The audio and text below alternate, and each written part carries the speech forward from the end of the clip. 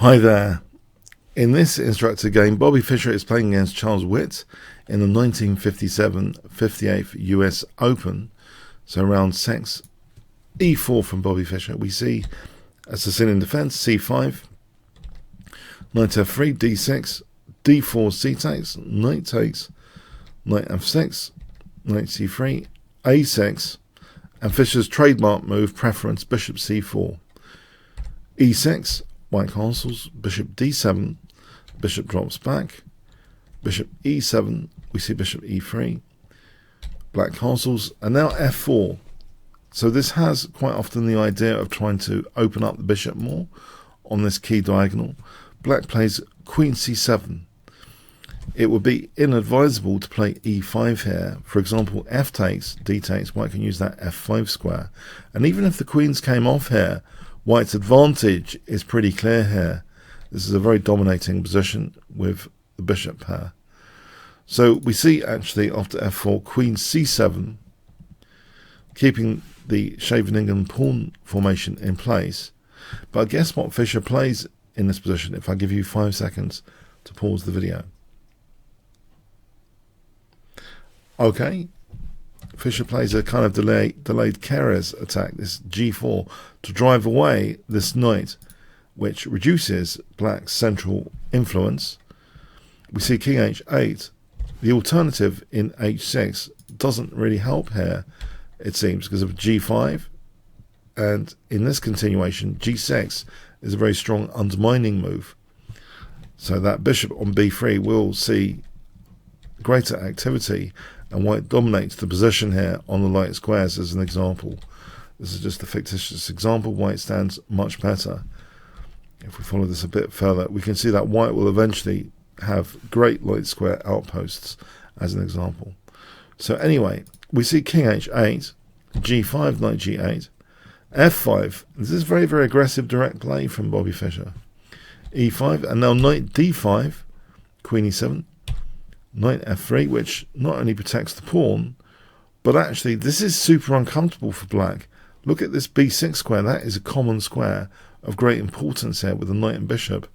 And in fact, after bishop c6, very difficult position, we see bishop b6, queen c8, and now knight takes e7, which picks up the d6 pawn. Black's position is rapidly collapsing here. We see queen e8, bishop c5, b6, and now guess what Fischer plays here? If I give you 5 seconds to pause the video.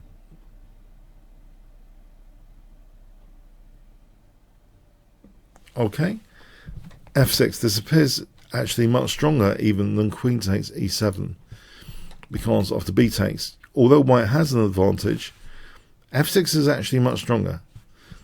We have knight g6. If b takes c5, the penalty is much more severe. After f takes e7, we can see that f7 is hugely a problem after knight takes e5, threatening knight takes f7. It's total disaster. So knight g6 is played, but now fragmenting the pawns with f takes g7, queen f6 check, and we see white winning the exchange, threatening checkmate. Diabolical, isn't it? Queen takes, rook ad1, threatening rook d8, bishop e8, queen d6, knight d7. The queens come off, h4, rook c8, rook d2, king e7, h5. The knight goes to f4. Guess what Fischer plays here? If I give you 5 seconds to pause the video. Okay, knight takes e5, yeah, undermines that knight. We see knight h3 check, king h2, knight takes g5, but now simplification, knight takes d7, bishop takes, rook d f2, bishop c6, bishop takes f7, knight takes e4, and now rook f5. We see bishop b5, check, check. Then this is starting to look very precarious for black. Rook f4, knight d6. We see rook e5 check. And now c4. We see knight takes f7. If bishop a4, b3 looks very nasty to trap the bishop. So knight takes f7. But c takes b5 is check, king d6, rook drops back, knight e5. I mean, what else? It looks horrendous, this position. After check, rook f5, the game ended here.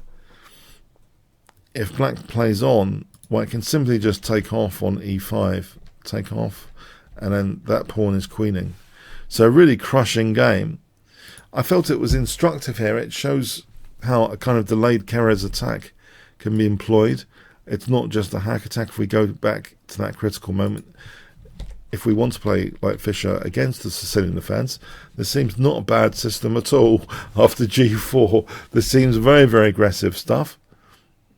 It reminds me of Taimanov, one of my favourite attacking players as well. It was a kind of related to Tal, that kind of Tal's trainer, playing this kind of kingside pawn storm quite a bit in his games. But here, yeah, this is really, it seems positionally justified here. It's to do with central control, breaking open the bishop, structural concerns, king safety concerns. They're all going in White's favour here. White has such a good control over key central squares. There's no counter-attack on the other side of the border or in the centre. So a very instructive moment, I thought, the start of a really brilliant kingside pawn storm. You wouldn't want to be playing black against Fischer here, that's for sure. Okay, thanks so much. Hi guys, I hope you really enjoyed this video. If you want more Bobby Fischer content, check out my Kingscrusher TV page. And if you go to the bottom of it, it starts at the bottom with 1970 to 1992. I also have 2 other Bobby Fischer courses. I found him absolutely fascinating to study. So there's 1956 to 62, early in his career, and there's 1963 to 68. So I hope you find those interesting. You might want to check them out, all the free samples. And I hope you really enjoyed this video. Comments, questions, likes, shares, always appreciated. Thanks very much.